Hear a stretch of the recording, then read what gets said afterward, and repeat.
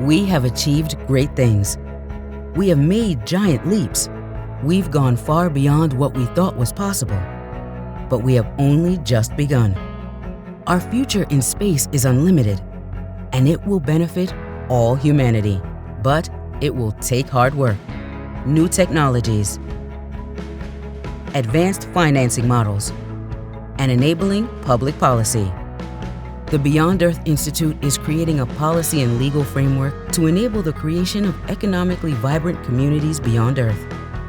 We will engage all stakeholders on critical policy issues: property rights in space, norms of behavior, conflict resolution protocols, filling the technology gaps, exploring new financing mechanisms, and making space settlement an agreed goal of the U.S. and its allies. Beyond Earth is committed to the true purpose of why we go to space. Join us on this journey.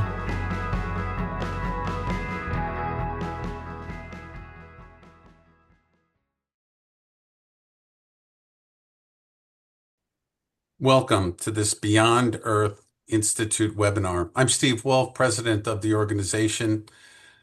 Before we begin, I just want to congratulate NASA and the Artemis II crew for a successful voyage around the moon, and we look forward to welcoming them back to their home planet on Friday.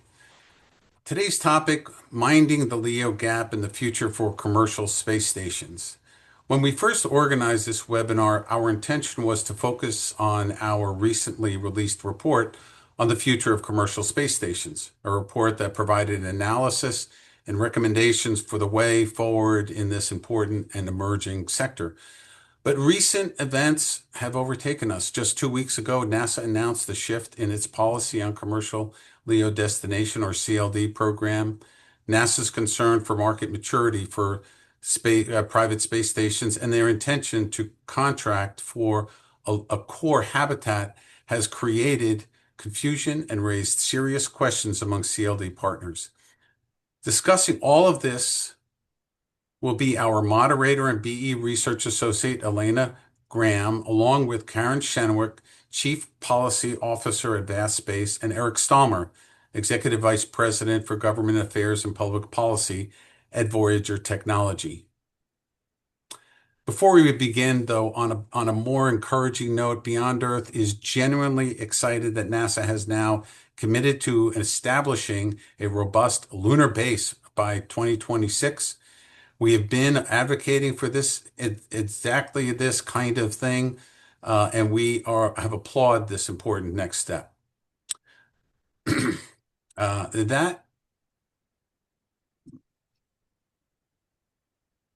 That excitement, however, is tempered not only by the reduced commitment to the CLD program, but by the president's recommendation for a 25% cut in NASA funding.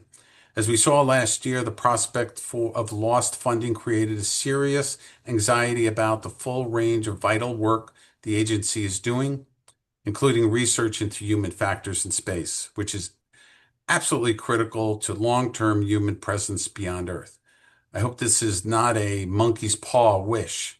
In order to gain the lunar base, must we also sacrifice other critical research efforts? I certainly hope not. Beyond Earth will be a strong voice in the community supporting and defending the lunar base. We'll also equally be vocal in calling for the restoration of overall NASA funding. Now let's turn to today's discussion. This webinar is the first in a series of 4, each focused on a research paper released by the Beyond Earth in February. Dates for the remaining webinars, dates for the remaining webinars will be posted soon, and and links to the reports will be shared during the program. Let me now introduce your moderator. Elena Graham is a JD LLM candidate in international and comparative law at Duke University.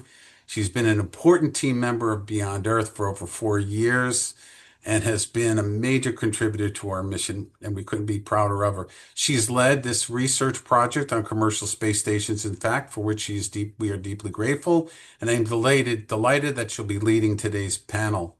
Elena, the program is yours. Well, thank you very much, Steve.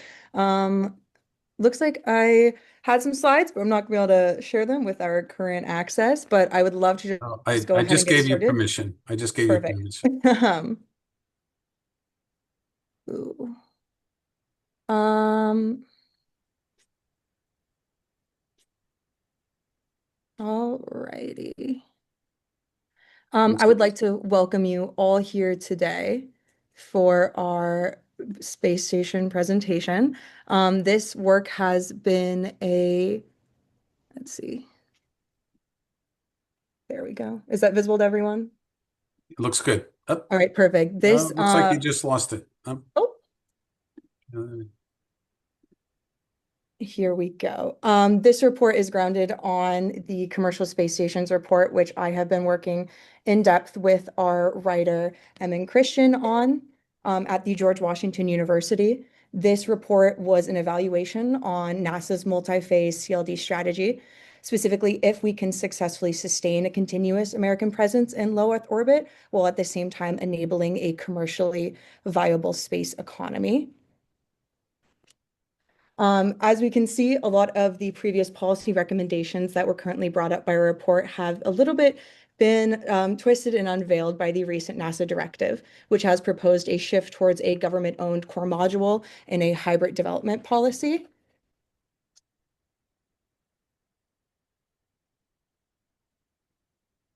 Industry RFI was opened to allow greater conversation about this, but I would like to first focus on some of the policy recommendations that were produced by our working group report.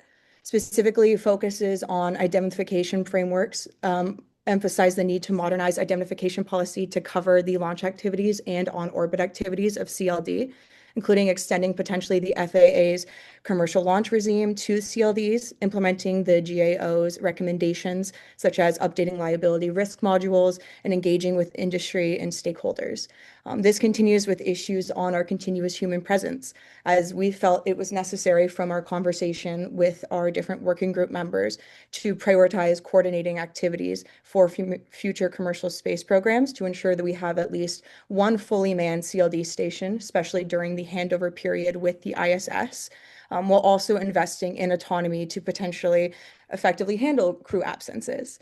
This moves on to the issues with mission authorization, including potentially implementing the 2025 Space Sustainability Executive Order, which empowered the Department of Commerce to license commercial space stations with NASA, provide interim guidance throughout contracting standards. Continued, we also found issues with continuous research as Congress needed to provide sufficient funding and resources, especially during this handover period, to ensure that not only do we have investment continuing to flow to the ISS to maintain the continuity of the experiments that we have going on, but funding needed as well to continue to go towards our CLD phase 2 winners to ensure that we maintain institutional research capabilities and prevent brain drain to other technical sectors or international competitors, which touches on another main topic which we focused on, which is the need to strengthen our long-term sustainability and partnerships to prevent any post-ISS CLD transition, to hinder our international partnerships, and to promote further collaboration. In doing so, we can strengthen our long-term sustainability for the CLD program by clearly defining core capabilities, avoiding overly prescriptive designs that might limit compatibility and interoperability, as well as we found funding for autonomy experiments might potentially support commercial facility needs, especially as we move on to greater mission authorization. Since this report, though, the major changes in our NASA have the NASA directive has really caused us to shift our ideas of what CLD might look like in the future. In many ways, this shift can be understood as an attempt to address some of the risks that we bring up through our policy recommendations, particularly these issues we see with transitional stability, budget constraints, and the risk of a LEO gap. Today's discussion is an opportunity for us to explore those choices, including how evolving NASA strategy aligns with or potentially diverges from policy recommendations and what that might mean for industry, regulation, and U.S. leadership. And with that, I would like to introduce and turn to our panelists. I would like to apologize. There has been some big shift ups, and we haven't had Melody Yashar able to join us today, neither with Marshall Smith, but we have two wonderful panelists who I have had the pleasure of meeting and working with extensively. As noted, Karen Schrennewick is the Chief Policy Officer at Vast Space, where she leads our regulatory strategy and government engagement for development. And Eric Stallmer is our Executive Vice President for Government Affairs and Public Policy at Voyager Technology, where he leads engagement with Congress, the White House, and federal agencies that can help shape the commercial space sector. Eric was also a key member in our working group that he helped report today. So before we touch on the NASA directive, I would like to highlight some of these key policy reports and hopefully get some insight from our industry leaders here. So hi, Karen. Hi, Eric. Just based on your initial input, I was wondering if any of the main issues brought up in the policy report seem the most pertinent to you moving forward with the new CLD environment. I think one of the key issues before we get into the meat and potatoes, but really the policy angle of it that we've been talking about for a while, and we think is really critical to that you focused on is indemnification, industry indemnification. That we get that right. We got to get that right from the beginning. It's too important to push that out any longer. I think that's critical. And I think mission authorization and the work that is being done on mission authorization and the role that the Commerce Department has been taking, how they've been really embracing this. I saw the head of the Office of Space Commercialization last night, very excited about the work and the role that they're playing, working with industry and trying to shape this, the area of mission authorization and what it really means for industry and as we move forward. So I think those are two areas that I thought you guys did a great job on. Yeah, I concur in the importance of those topics, and I think there are a number of topics that are highlighted in the report. The one that I would put first on my list today is the urgency around moving forward with releasing a request for proposals and beginning work on the follow-on to the International Space Station, right? So certainty around the program is what we really need at this point. And I think that the report speaks to that need relative to maintaining a continuous human presence. And so I think that what I might have said, a couple of months ago is definitely informed by the framing of this conversation today, which is we recently had an update from NASA and some new information. And I think I might have taken for granted that we were going to be moving forward sooner than later with an RFP for a commercial LEO destination, and now I don't. And so I think that's really would be first on my list with regard to what is necessary for moving us in a direction where we can have a safe, timely, and cost-effective means of moving from the ISS to another human habitable capability in low Earth orbit. I think with that, we might as well move on to kind of the main reason I think we're here and we're interested today. And I do want to let our participants, our audience know that if you wish to submit questions throughout the presentation, please go ahead and do so through the chat function, and we may utilize them as we go forward. But Karen, I would love to just ask you at a high level, why is the CLD program so critical? Like, why should we consider it as a top priority for our space endeavors? And what is at stake if the US fails to kind of establish this sustainable commercial economy in low Earth orbit? So I have a menu of options in my brain of how I could start answering that question. So I'm not going to answer it in what I would consider to be a priority order. I'm going to answer it with regard to a number of reasons. Okay. So first and foremost, we have an incredible capability in the International Space Station, and we have achieved some really impressive feats geopolitically there, scientifically, with regard to humans in the loop with science research, people working together on station from various nations, right? And maintaining this 20-plus-year-old capability in low Earth orbit.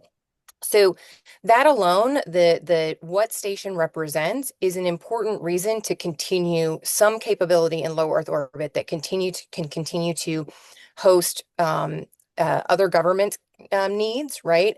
But most importantly, address a national need here in the United States, which is to maintain our activities in low Earth orbit, to continue an American presence, and most importantly, according to what we've, decided is national policy. We've heard this from the Congress, we've heard this from the White House. Industry stands by to support it and concurs with it, which is the desire to have a continuous human presence in low Earth orbit that is an American station, right? And then you can look at that from a geopolitical standpoint, both with our allies and the engagement there that is really incredibly important and an opportunity, and also equally in a competitive standpoint with China. So, the Chinese station is a very also impressive technical feat, right? And the Chinese government is competing with US companies as we look to provide future capabilities, and most importantly, with the US government. And those geopolitical relationships that are built around space activities are incredibly important to our national security, our national interests, and our commercial dominance, because the US has dominated in the commercial space industry to date, right? It is all part of the same discussion with regard to why we're eager to also get to the moon, right, and beyond, and to establish a presence on the lunar surface. Maintaining LEO can't be a sacrificial lamb to any of those other capabilities. And I don't think you'll find anybody in the space industry, in NASA, or in the US government who thinks that's what we're doing or what we should do. So I think that the geopolitical, both on the allied and the competitive front, is a key piece. The opportunity for research, and I'm sure we're going to talk about the potential for the market in LEO. Mhm. And I think the national security imperative that is maintaining an American presence in LEO, that is a continuous human presence, is also important. Eric, I know you probably, you have some to add to that, I hope. Yes. Well, you kind of got a lot there. You got a lot. I can't foot stomp enough what Karen said. One, on the national security perspective, China doesn't just have a space station in orbit right now. They have a very mature, a very modern, very technically advanced space station that is not just for commercial use. I think it's underscore how much commercial use is even going on, but from a national security perspective. And for us to yield any kind of presence in low Earth orbit to China, I think would be a failure across the board on our part, on the United States and our allies. So we must maintain a continued human presence in space. Period. Full stop. And to do that, we got to start as soon as possible. We have to start yesterday, or months ago, or whatever the timeline may be. And also, what Karen said, the ISS is absolutely magnificent. It just one of the greatest human feats, engineering feats of all time, and especially with the energy and the excitement that we're seeing with Artemis right now, and what that is doing for the populace, on getting people jazzed about about the moon, but just, I think, it's space in general. What are the capabilities? What can we be doing? There should be more than 4 people doing what they're doing right now in Artemis. So I think it's just a national imperative that we have this continued human presence, and it's also it's what NASA can be doing on the science aspect of it, on the research and development. It's the national security element, but it's also the commercial element. It really underscores how much commercial opportunity is out there. And I think sometimes when there's discussions about the market, and I know we're going to get into this a little later, I think people say that there's enough. Is there enough market for one commercial space station? I think there's enough market for multiple commercial space stations. And we're out there on the front line seeing who this market is and working with the marketplace. Karen and I have a great relationship because it got started, I think maybe even before CSF, but we're both very involved with the Commercial Space Federation that really helped identify and address the market and open up the commercial market for what it is today. I just recall, like, I think, Karen, it was 2014 when you were at SpaceX, or 15, and they were talking, Space Florida was talking about how they would have 25 launches. Their goal was to have 25 launches by 20 or something like that. And now I don't even know if it's probably 125 launches that are taking off. So that was able to do that because with the help of government, we were able to foster this commercial market and help it grow. And we really need to remember that, that's a role of government, is to help foster and promote the commercial industry to grow in these ways. So I think those are critical.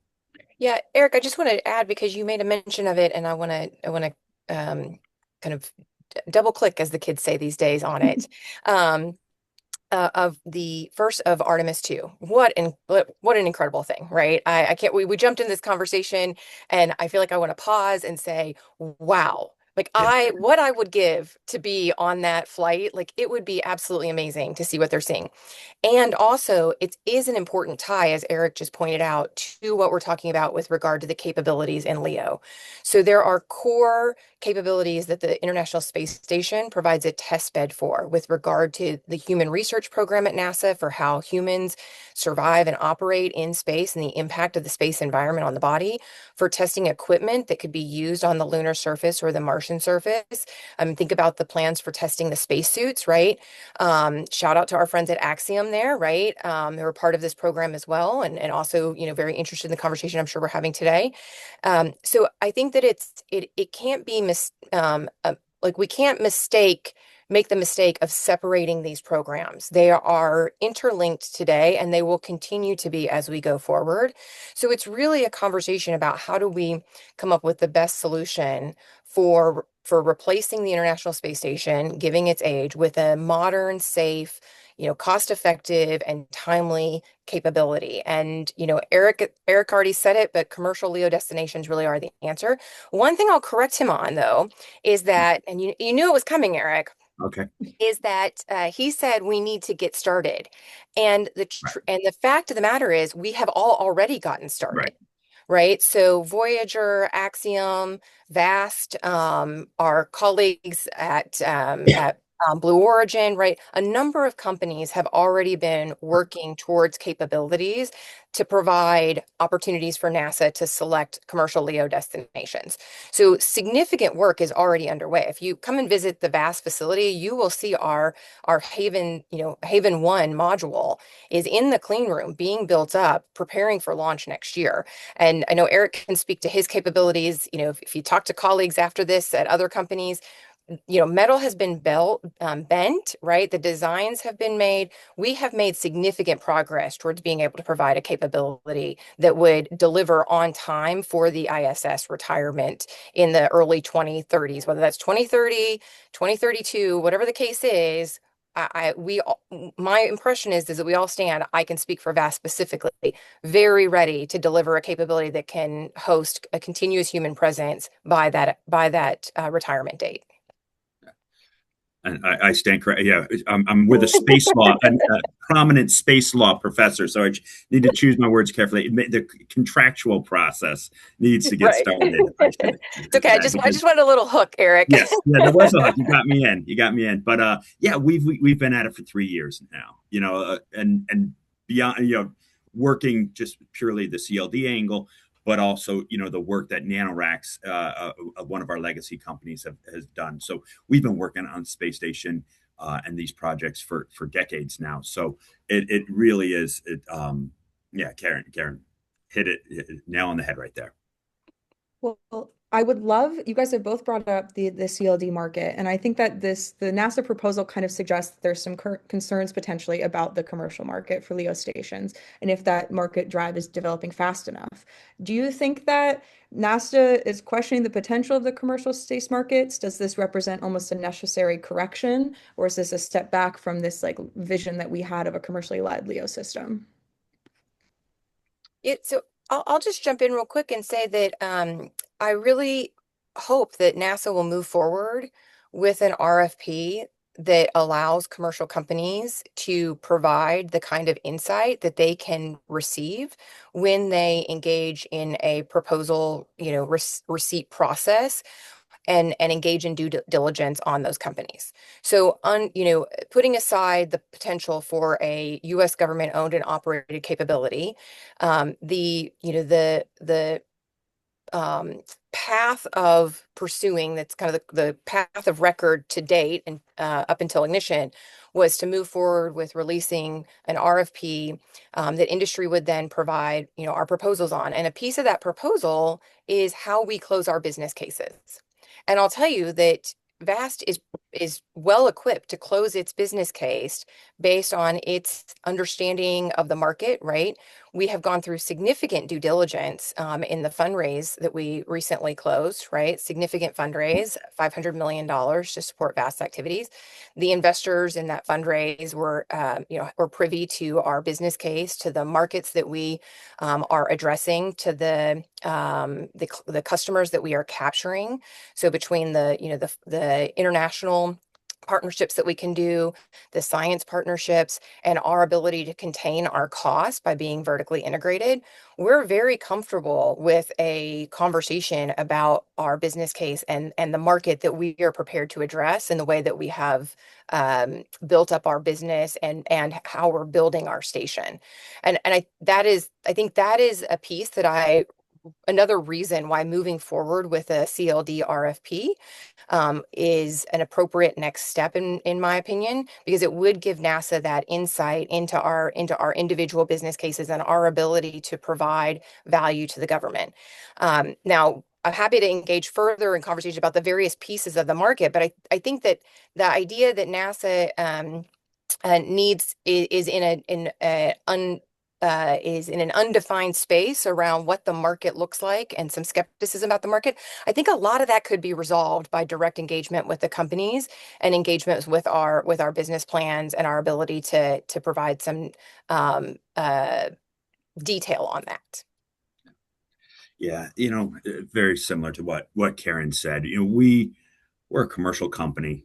Commercial companies are, one, we have a vision. We have a vision for the future, for humanity, and what we feel needs to, what drives the market. We have investors, and we have investors that believe in what our vision is, and that we decided to develop, a commercial space station because we looked at the market. We saw the opportunities. We had investors come in and invest in these ideas. So we know there's a market. We've identified the market, and we have believers that see what our vision is. And again, it goes the same with Vast. That these are people don't just throw hundreds of millions of dollars out there on a whim. They do their due diligence. They look at the business plan, what the business model is, and how can these private companies be profitable. We're not looking for NASA to be a dependent on and a bill payer for everything that we're doing. We see a much larger market than just NASA. And I think we're very comfortable with that. There's a very robust international marketplace, and we're going to work on that. And that's part of the RFI process. I'd like to believe that NASA, is asking us, about our business plan and where do we see, an avenue for profitability, and how NASA isn't just the only customer in town. And we know that would not be the case. I'll point out some numbers to put at this conversation, and some of these are a little bit rough because there's a certain amount of information that's not public. But I would estimate at this point that we probably have about $2 to $2.5 billion invested by private industry in space station technology.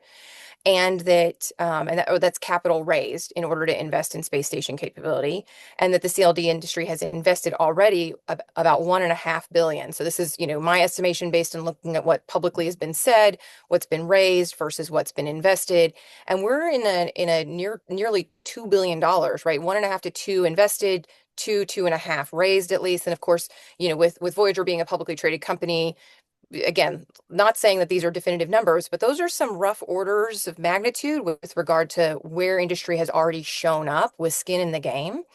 And that's compared to a CLD investment so far of about $555 million. So if the concern is the ratio of government to private investment, We're showing up with private investment. I'll also point out that, you know, the reason we're pursuing the commercial LEO destinations program is because we have a national need. There is an imperative that we replace the International Space Station. And I will continue to posit that the best answer to that is is a safe, right? So safety matters, and we can talk about how we can, ensure safety with commercial capabilities. A timely, so are we prepared to move forward and replace the International Space Station by its retirement? And can we do that in a cost-effective manner? And so let's work backwards. Cost effectiveness, right? How much would it cost? How much do we think that is necessary? And we saw the budget out of the White House for what the budget would be for CLD, the proposed budget would be for CLD going forward. We saw language in that we would be moving forward with with commercial LEO destinations, and the commercial approach is a priority. Of course, that probably was baked before the ignition event, so we have some work to do there of understanding some of those differences. But when you look at the investment that we have raised, the market that we are prepared to address in the near term, and the national need, then the answer is to continue to move forward with companies that are already designing and building and have already made significant investments, because that offers that timely approach with a government doesn't pay 100% of the cost scenario, right? And that is aligned with the way that we have structured commercial approaches in the past, right? When we look at COTS and cargo, in both of those instances, we were answering a national need. We needed to reach the International Space Station with cargo, and we needed to reach it with astronauts from America, right? We needed to do something that we also need to do with regard to the ISS, which is relieve our reliance on Russia. The ISS right now, right, is in an orbit that is maximized for Moscow, not for affordable transportation or getting there as fast as possible or for commercialization. So if we think about what it means to move forward with the CLD, we see the opportunity similar to, the cargo program and the crew program, neither of which did we require to have some great proof of a big market opportunity in the future. We required them to be able to close their business cases and to be able to afford a safe, timely, and affordable answer to replacing foreign reliance, right? And the space shuttle, right? And to be more affordable, as safe, and hopefully more timely than a government-owned and operated system. And those programs are operating today, and indeed have been commercialized to some degree. And that some degree is bonus, right? I mean, our administrator flew on one of those capabilities in a commercial setting. But it wasn't a requirement. Eric spoke about when we started working together early in the Commercial Space Federation days.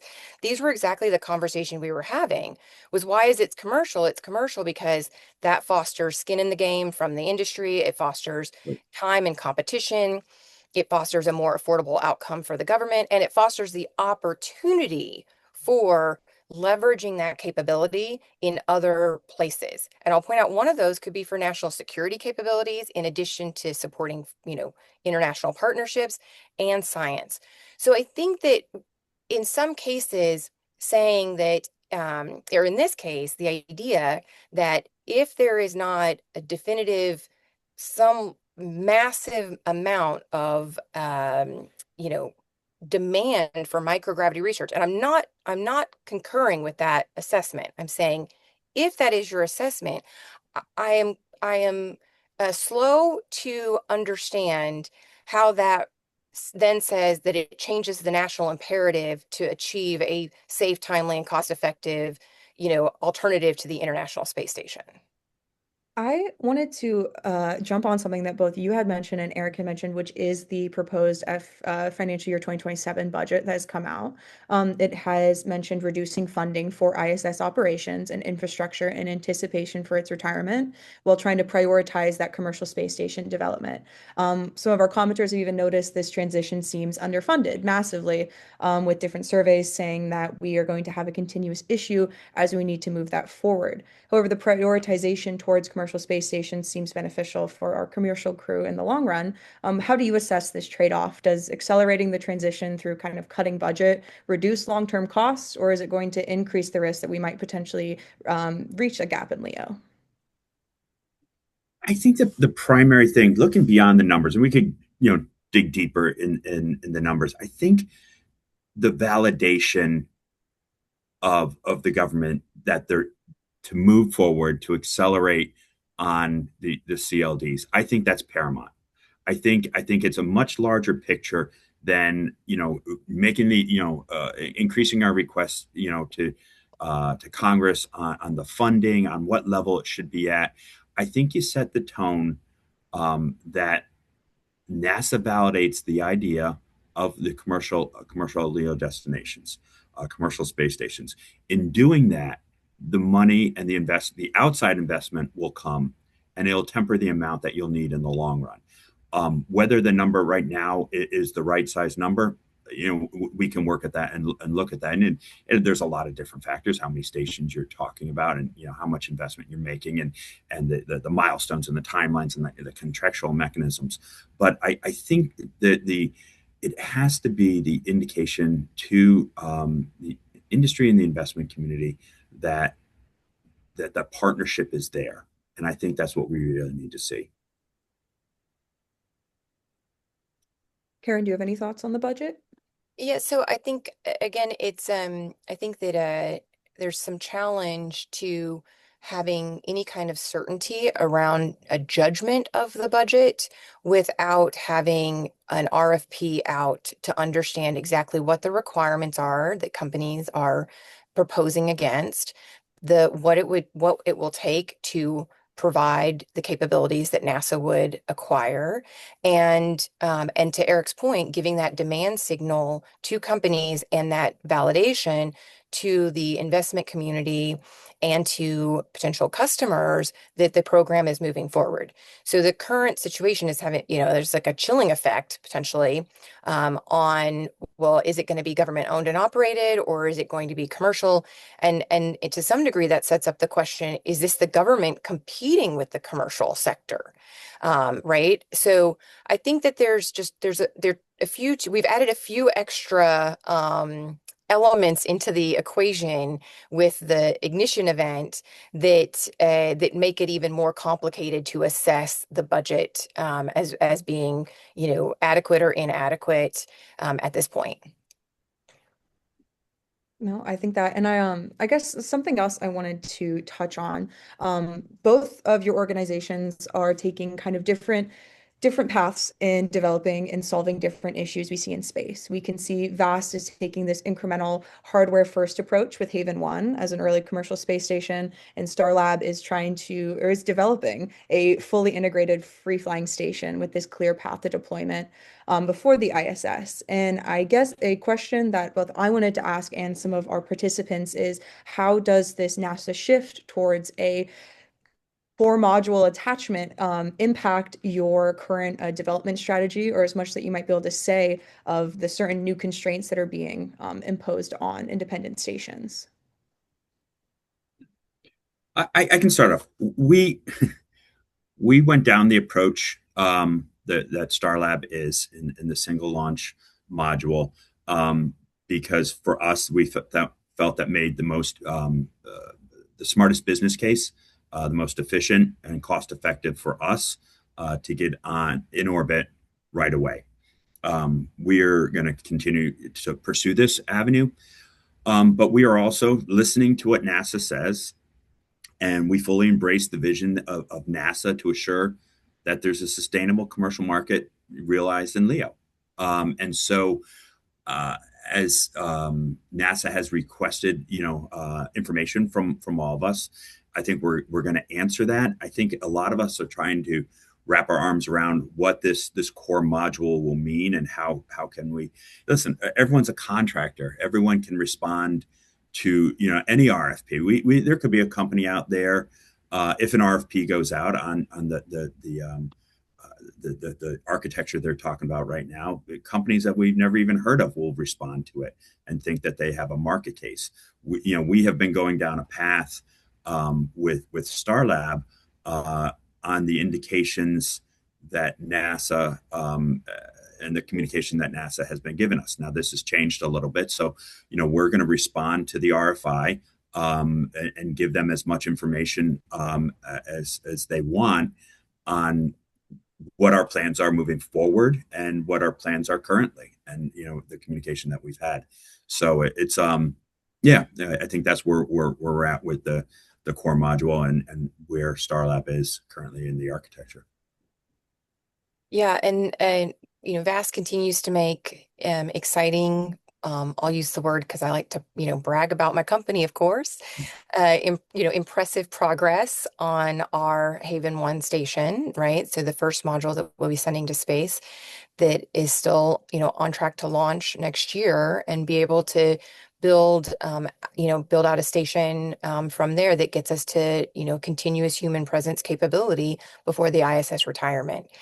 And we're going to continue to march down that path. I mean, we have, good reason to, have funding and have investor support and customer support for our capability, that validate that there is demand for the capabilities that we're planning.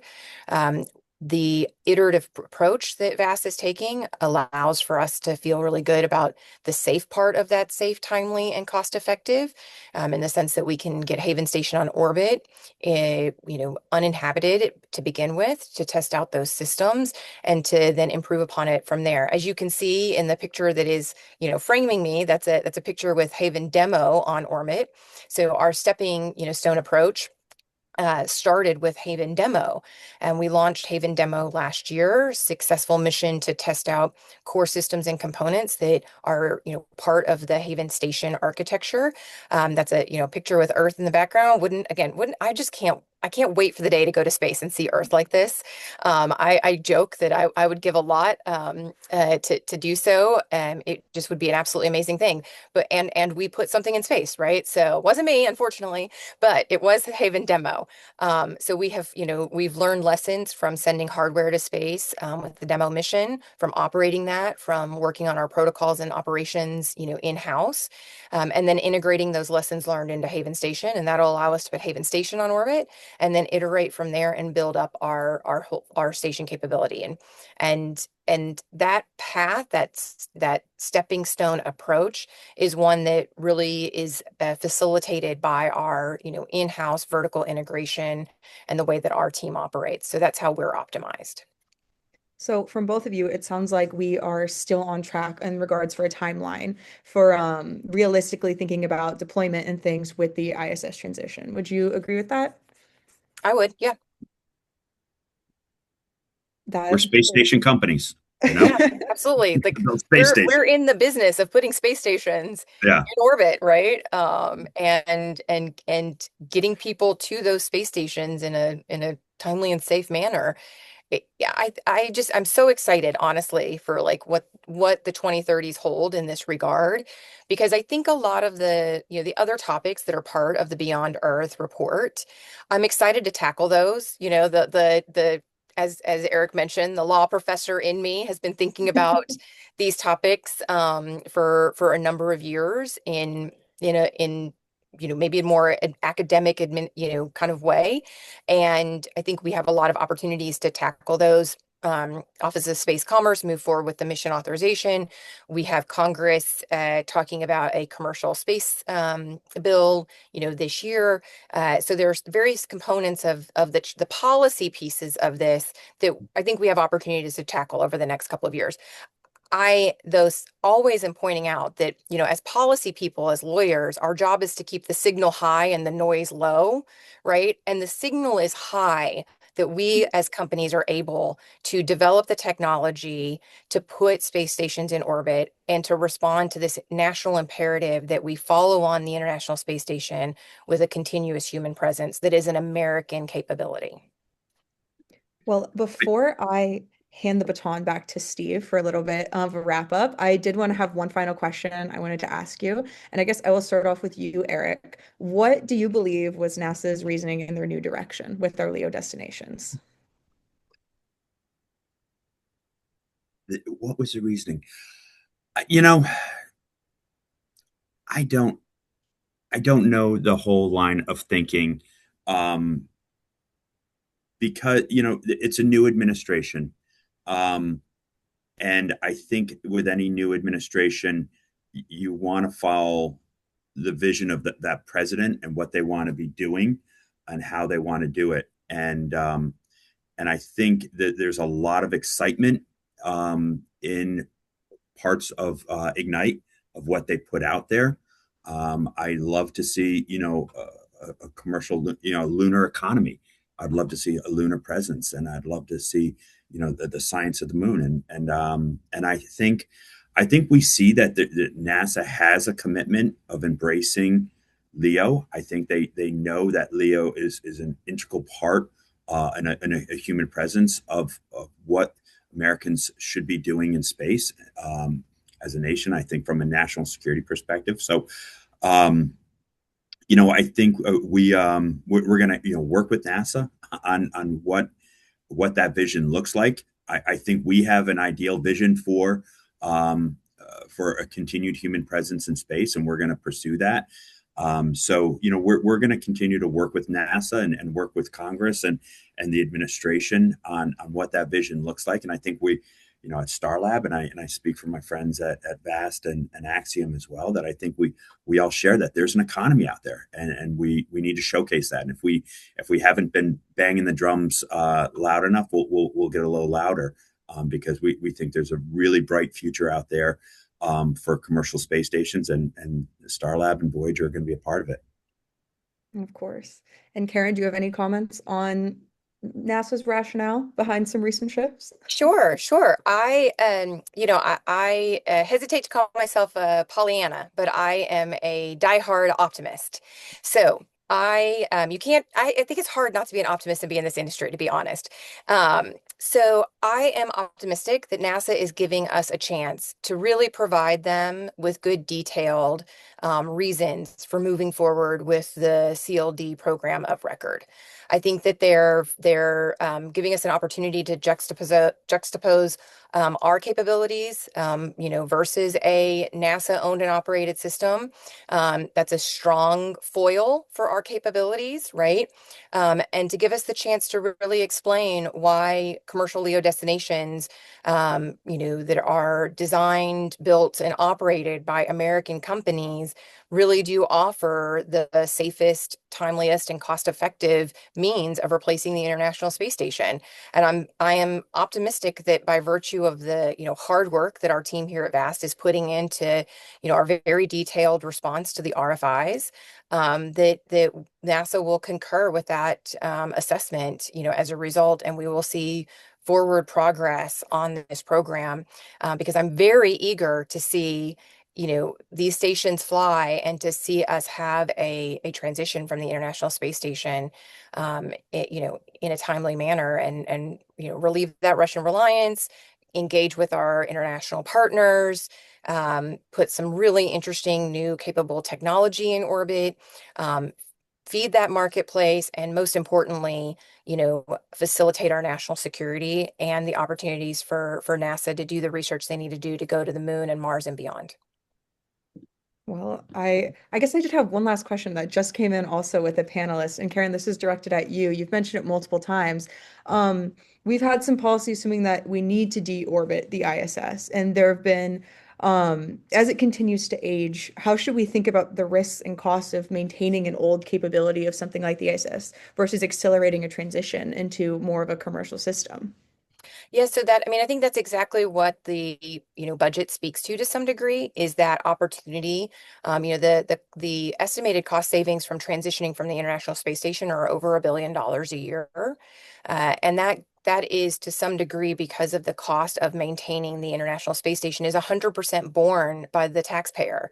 And so when we move to an International Space Station that is, or multiple, I should say, I agree with Eric on this one, multiple commercial space stations, most importantly, American commercial space stations, then the international opportunities, the market opportunities, the investment community can all help bear the cost of those space stations and really facilitate that. So you move from a, 100% on the burden of the taxpayer to a diversified support system for those space stations, with the government moving into a customer scenario. Now, will it be the main customer? No doubt. No doubt about that. Will it be the only customer? No, definitely not. Eric, do you have any final comments? No, well, I think Karen summed it up really well. I mean, there's a timeline, a timetable for the ISS, the decommissioning and deorbit. We've been working, along that timetable to ensure that there is not a gap in commercial or human presence in LEO. So I think that's imperative. The ISS has served honorably and brilliantly to nations all over the world, and especially the United States and our international partners, and we want to continue that. I often say, that the best part of the ISS is the international aspect of it, and I think that's going to be the best part about the commercial LEO destinations. Working with our international partners, there's more to space than just lies in the U.S. And we've got talent all over this world, and I think with new technology, new advancements, and just how the commercial industry, the efficiency of the commercial industry in developing, and that the success that we've had over the years, the commercial industry has demonstrated in public-private partnerships and working with NASA and taking the best experience that NASA has and bringing that over to the commercial sector. I think you're going to have these highly efficient and state-of-the-art stations that are going to be ready for humankind's utilization.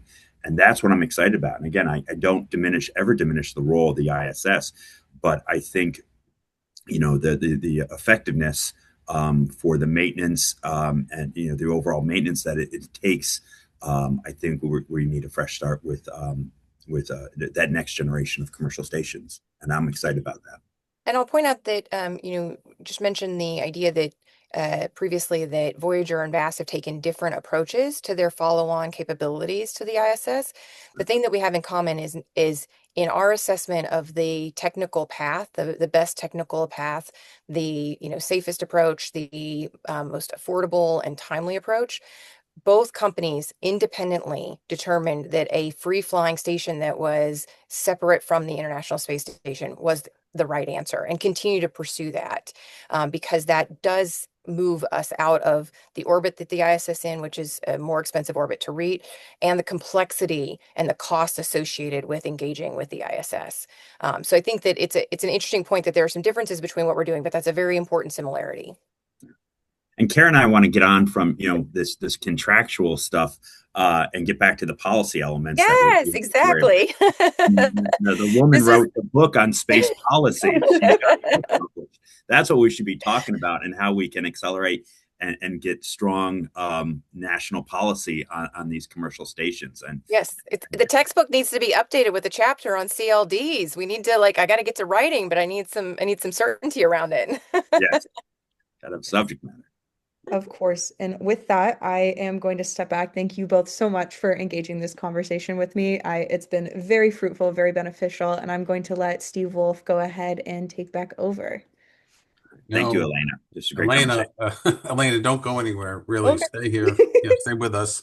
I think I'm coming into frame, but this has really been an enlightening conversation. Thank you, Elena, for wonderful moderation, and Karen and Eric for your tremendous insights on this. 3 years ago, I wrote an op-ed that titled "CLDs Must Succeed or Must Not Fail."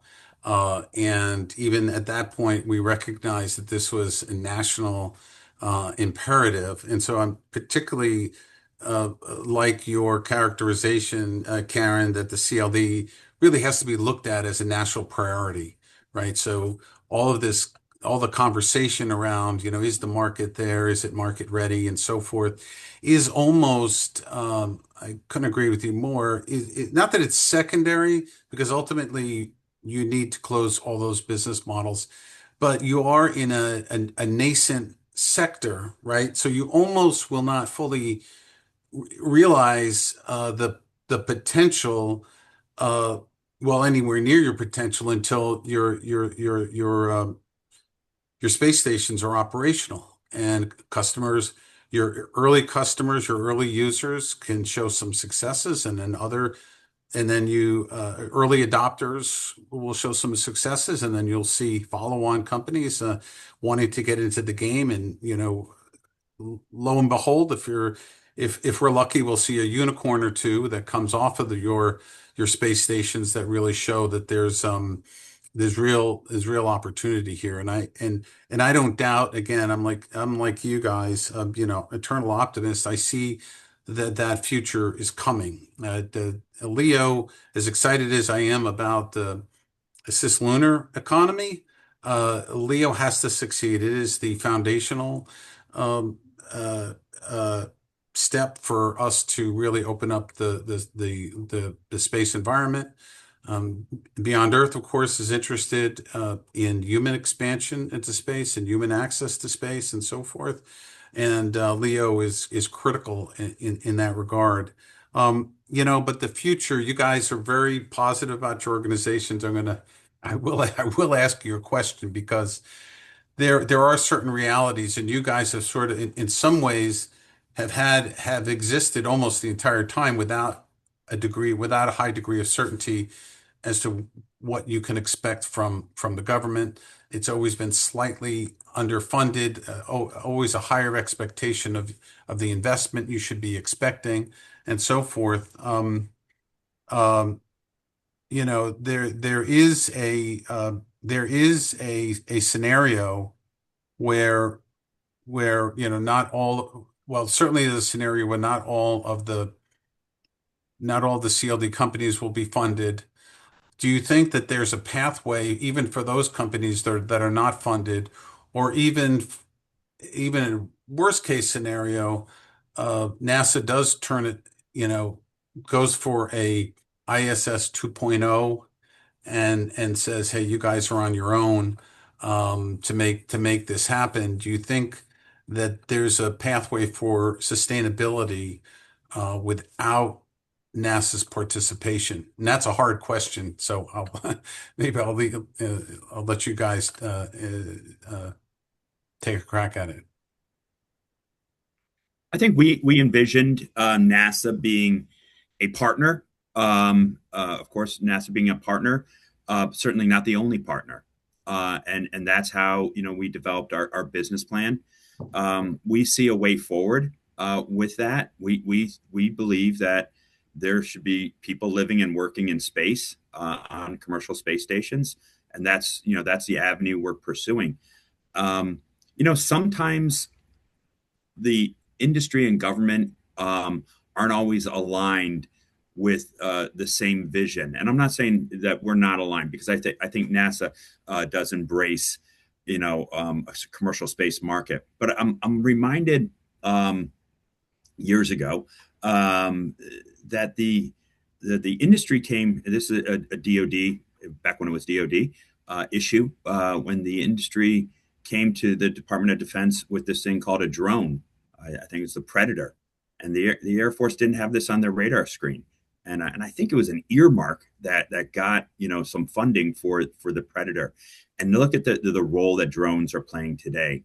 So sometimes we don't always see that. It's hard to see that deep vision of what the capabilities can be and what the people can bring to the table. So I don't doubt that NASA doesn't see this. I know they see this, and I know they want a commercial marketplace, and it's just how we get there. And I feel very strongly of our business plan, our model on how we grow this LEO economy. And I think there is a lot of growth to be happening in the LEO economy. So I think we're going to get there.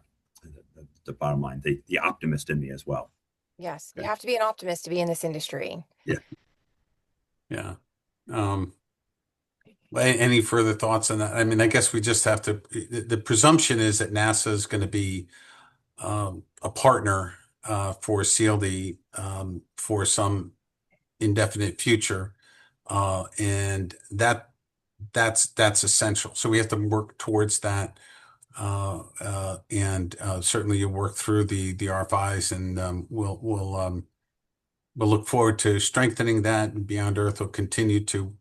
I mean, there's so many issues here, of course, we haven't even touched on with interoperability, or how are the various commercial space stations going to communicate and work with one another, and what are the governance structures around that? It would, obviously, the mission authorization is a whole conversation in and of itself, still remains somewhat unresolved.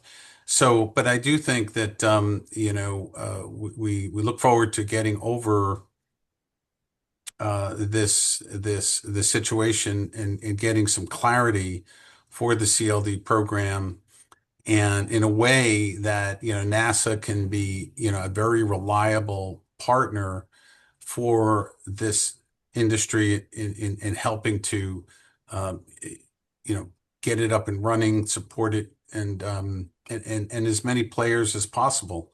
And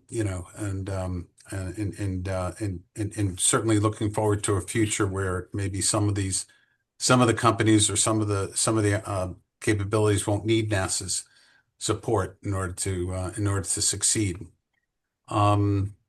With that, let me see if any final thoughts though you want to leave us with. I'll jump in there, Steve, and just say Yeah. that I think that the answer becomes to me quite obvious, right? It's not a question of which one is like, there's no question, I think is what I mean to say, of what the best option is here, right? So NASA partnership with commercial, learning the lessons that we've already learned in other programs Mhm. to give us a safe, affordable, and timely answer, right? That is like when an assessment is done of the options and they are adjudicated against a test that requires, a level of safety that is appropriate to, human activity in LEO, to, a timely answer, and to a cost-effective answer. I truly believe commercial LEO destinations is the answer, right? It's not because it should be the answer, it's because it is the answer. Mhm. Okay. Excellent. Excellent. And Eric, any final words for you? And then I want to give Elaine a chance to give her final thoughts. No, I appreciate you guys setting this up, and this is an incredibly timely topic. It couldn't get much more timely than this, and I think this is great to have this discussion. And I think it helps your audience know what the companies are, how they're thinking and how they're planning and how they're executing, and our level of commitment. I think that's important. I 100% agree with Karen. This is the answer. I think there's many answers. There's many things that NASA could and should be doing, and NASA does great things, and we're watching that. We're witnessing that right now in orbit, and NASA can do many great things, and I think they will. And the industry is going to be here to assist with that. And like NASA has done, they have grown industries, and we've seen it firsthand, in the transportation side of the house, and the communications, and so many other areas. So CLDs are going to be is the future for the United States and for the global economy, and we're excited to be a part of that. Well said. Well said. And Elena, your closing thoughts and what you've heard today? I mainly just wanted to thank all of our panelists for their insights and for everyone who joined us and asked questions. It's always good to have good engagement, I think, in these conversations. And I think our discussion today highlights that the future of commercial space stations, it's not just like technology or capability, but it's an issue of alignment, both with our policy, our market realities, and like long-term strategies. This transition period from the ISS, so the commercial LEO ecosystem, is going to definitely depend on revolving and fixing some of these key issues in our regulatory clarity. We have this sustainable funding and balancing our government leadership and commercial autonomy. I think that it's what's very clear to all of us, or hopefully is clearer now, is that this won't be a distinct transition. It's something that's happening now, and over the next few years, this process will continue to shape the LEO economy for decades. I highly recommend everyone read the Beyond Earth Working Group report, and tune in to our next symposium next year for further insights on developments. Thank you so much. Thank you so much for doing such a great job moderating, and let's go Artemis too, right? Yeah. Yeah. Artemis too. Yeah, so thank you, Elena. That is a wonderful send off, and yeah, I echo that. Thanks to the audience for being here. Wonderful job, Elena. Thanks for Karen and Eric. This is an ongoing issue. We look forward to following this and